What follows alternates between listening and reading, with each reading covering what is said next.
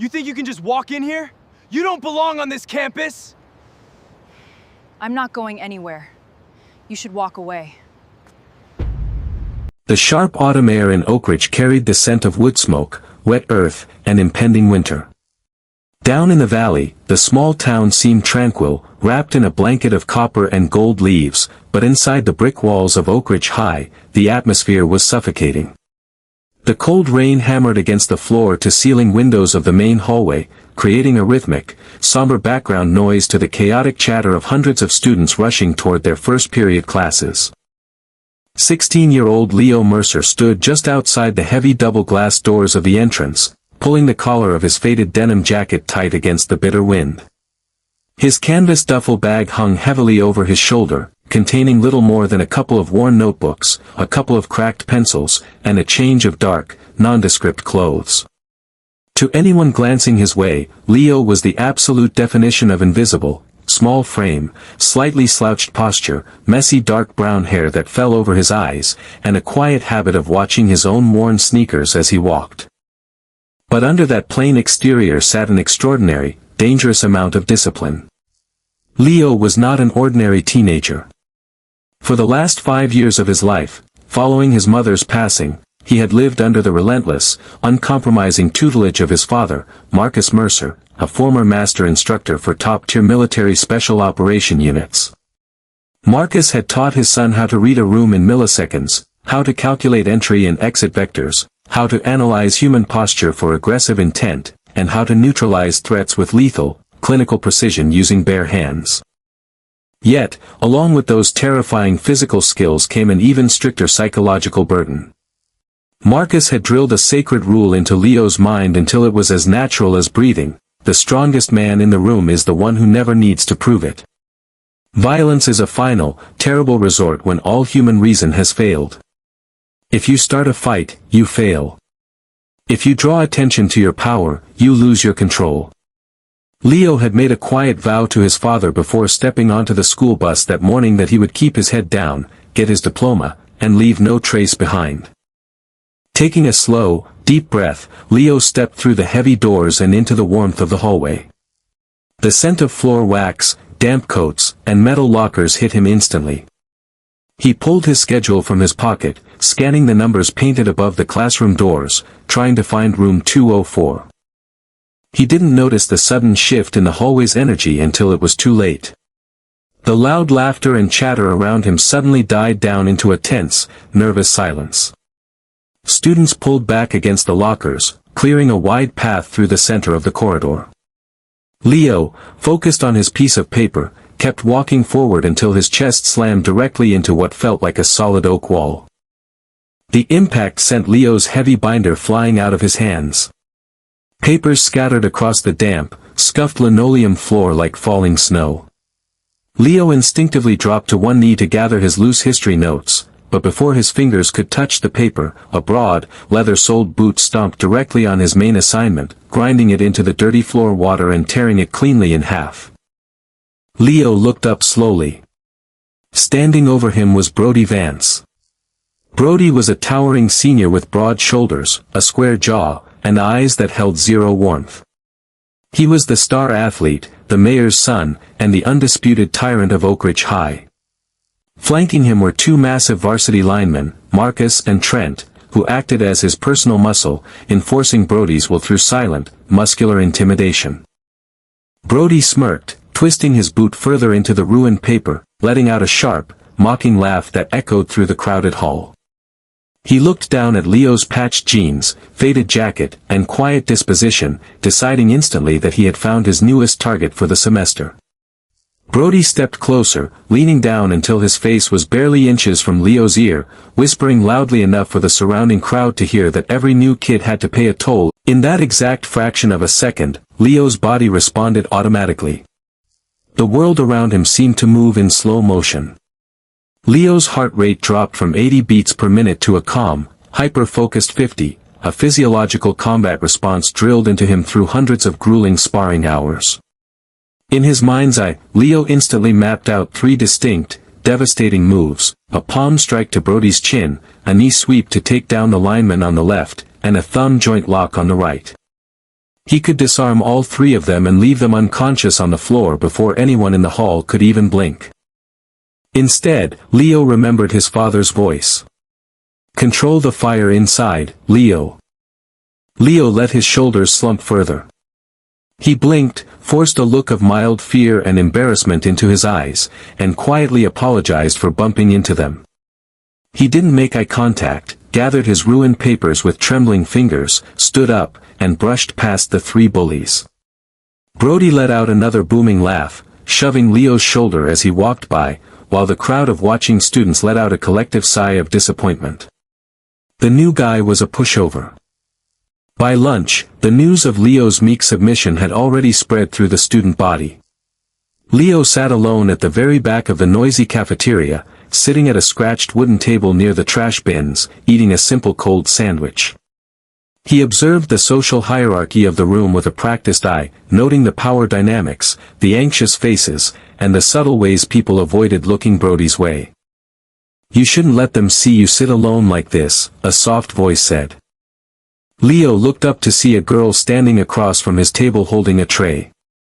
She was a sophomore named Maya, with grease-stained sleeves, paint under her fingernails, and a kind, albeit deeply exhausted, expression in her eyes. She sat down opposite him without waiting for an invitation, setting her sketchbook on the table. Maya explained the harsh reality of Oakidge High to Leo in hushed tones. Brody wasn't just a basic high school bully, he was an unchecked force. His father sat on the city council and funded the school's athletic programs, which meant teachers, administrators, and even the local police turned a blind eye to Brody's behavior. Brody used that protection to terrorize anyone who showed the slightest sign of vulnerability or independence. Maya urged Leo to keep his head down, finish his classes, and never, under any circumstances, look Brody directly in the eyes again. Leo listened intently, offering her a faint, genuine smile. He appreciated her kindness. It was the first warm interaction he had experienced since moving to this town.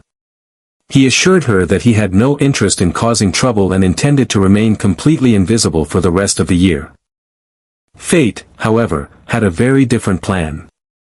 At the end of the day, as the final bell rang, Leo walked toward the rear exit near the gymnasium to avoid the crowded main gates. As he rounded the corner near the old outdoor storage sheds, he heard the sharp sound of paper tearing, accompanied by cruel laughter and pleading cries. Leo stopped in his tracks. Tucked away in the shadow of the brick building, Brody, Marcus, and Trent had cornered Maya against a rusted chain-link fence. Brody was holding Maya's open art portfolio, pulling out her delicate charcoal drawings one by one, tearing them to pieces, and dropping them into a filthy mud puddle at his feet while his two enforcers blocked her path, laughing at her desperate pleas to stop. Something inside Leo snapped quietly. It wasn't anger or pride, it was a profound, absolute sense of moral duty. His father had taught him that martial training was not a tool for vanity or revenge, but a sacred burden given to those who could fight, strictly so they could protect those who couldn't. Leo dropped his canvas duffel bag onto the gravel path. His posture transformed in a single heartbeat. The stoop vanished from his spine, his neck relaxed, his hands dropped to his sides in a loose, ready stance, and his eyes cleared of all self-doubt, turning cold and focused like polished steel. He stepped smoothly into the alleyway between the gym wall and the fence. He didn't shout or scream. His voice was shockingly quiet, cutting through the laughter like a razor blade, telling Brody to let the girl go and step away from her things. Brody turned around, stunned that the scrawny transfer student had actually followed him. A cruel, vicious grin spread across Brody's face. He tossed the remaining artwork into the mud, took a fast, aggressive step toward Leo, and swung a heavy, wild right hook with all his weight behind it, aiming directly for Leo's temple to put him down permanently. What happened next lasted less than 3 seconds, but to those watching, it defied all understanding. Leo didn't flinch or retreat. He leaned his head back half an inch, allowing Brody's massive fist to whistle past his skin. Before Brody could retract his arm, Leo's hands moved with blinding, fluid speed.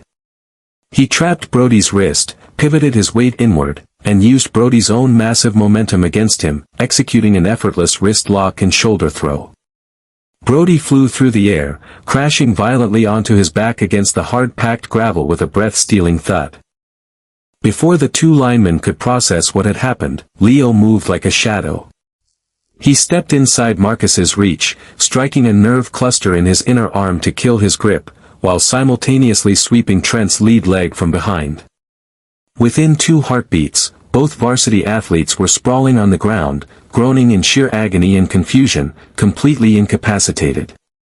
Leo hadn't broken a bone or drawn a single drop of blood. He had executed 3 masterclass defensive takedowns, utilizing minimum force for maximum control. Leo calmly walked over, picked up Maya's undamaged art portfolio from the dry grass, brushed the dust off the cover, and handed it back to her. Maya stood frozen against the fence, her mouth slightly open, staring at Leo as if he were a ghost. Brody scrambled backward in the dirt, his face pale with horror and rage, gasping for air as he looked up at the quiet transfer student who had just dismantled his entire crew without raising his voice. Brody spat blood from his lip, screaming that Leo was dead, promising that he would regret this for the rest of his life. The next morning, the environment at Oakidge High was charged with electric tension. Brody hadn't admitted to his defeat. Instead, he had gone straight to the administration, claiming that Leo was an unhinged street fighter who had ambushed him and his friends from behind with brass knuckles in an unprovoked attack. Because of his father's immense political sway, the principal bypassed all standard procedures, calling Leo into the office and demanding he sign a full confession that would lead to his immediate expulsion and criminal record. Throughout the intense, intimidating interrogation, Leo sat motionless in the wooden chair, staring straight ahead. He refused to sign the false document, but he also refused to explain where he had acquired his martial skills. Revealing his father's military history would pull his family back into a public eye they were desperately trying to avoid. Realizing he couldn't force a confession, the principal suspended Leo indefinitely, warning him that police charges were pending. Brody, however, was consumed by a burning, narcissistic humiliation. The rumor mill was already spinning, and students were beginning to question his authority. Brody knew that unless he utterly destroyed Leo in public, his hold over the school would be lost forever. That afternoon, Brody used his family's money to hire 5 older, ruthless street brawlers from a neighboring industrial district, grown men known for severe violence. They set up an ambush along the lonely, overgrown path Leo used to walk home, an abandoned rail yard surrounded by rusted freight cars and crumbling concrete structures on the edge of town. Maya overheard Brody arranging the attack near the locker rooms after school. Terrified for Leo's life, she ran as fast as her legs could carry her toward the rail yard, desperately searching for Leo before he walked into the trap. But by the time she arrived, breathless and terrified, hiding behind a rusted iron train car, the circle had already closed. Leo was completely surrounded in the middle of a wide, empty gravel lot. Brody stood at the front, flanked by his 2 original enforcers and the 5 hired thugs armed with iron pipes, wooden bats, and heavy chains. Brody's face was twisted in psychotic triumph. He screamed at Leo, telling him there were no teachers, no rules, and no mercy here. He demanded that Leo get down on his knees, crawl in the dirt, and beg for forgiveness, or he wouldn't leave the yard alive. Leo stood in the center of the ring, his bag lying at his feet. His expression wasn't one of terror, but of deep, heartbreaking sadness. He looked at Brody and offered one final, sincere warning, asking him to throw down the weapons and end this destructive cycle before someone made a choice they could never take back. Brody spat on the gravel and signaled his men to attack all at once. What followed was a display of combat mastery that belonged in a high-level military manual. As the 7 men charged him simultaneously, Leo shifted into complete tactical awareness. He moved with unbelievable precision, using spatial awareness to position his attackers in a way that blocked each other's strikes. When the first man swung an iron pipe at his head, Leo stepped inside the swing, caught the attacker's wrist, disarmed him in mid-air, and used the heavy pipe to deflect a bat swing from the second attacker. He moved through the group like wind, striking pressure points, disabling limbs, throwing bodies into one another, and neutralizing every weapon with effortless, terrifying efficiency. Within 90 seconds, 6 grown men were lying in the gravel, groaning in agony, completely disarmed and incapable of standing. Brody was the only one left. The iron pipe he held slipped from his slick, sweaty palm, clattering loudly against the concrete floor. He stumbled backward, tripping over his own feet, until his back slammed hard against the cold steel of a freight car. He was trembling violently, staring at Leo with wide, terrified eyes. For the first time in his life, Brody understood true power, not the fake power brought by money, influence, or size, but the absolute, unstoppable force of a true warrior who had been mercy-driven the entire time. Leo walked slowly toward Brody, stopping mere inches away. He didn't raise his hands. He leaned in close, looking directly into Brody's trembling eyes, and spoke in a low, unwavering voice, "Real strength is not about making people fear you. Real strength is having the power to destroy someone, and choosing to show mercy instead. You are small, Brody. Not because you lost, but because you live in fear." Just then, the loud, wailing sound of police sirens tore through the evening air. Maya had sprinted to the main road earlier and flagged down a passing patrol car, bringing 3 officers directly to the scene.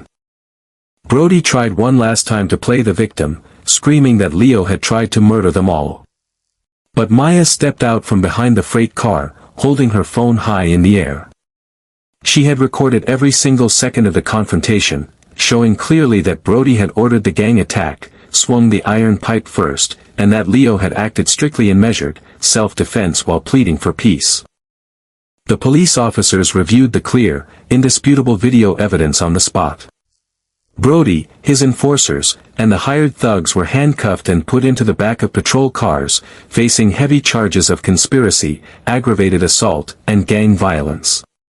The political influence of Brody's father crumbled instantly under the sheer weight of undeniable digital proof and public outrage.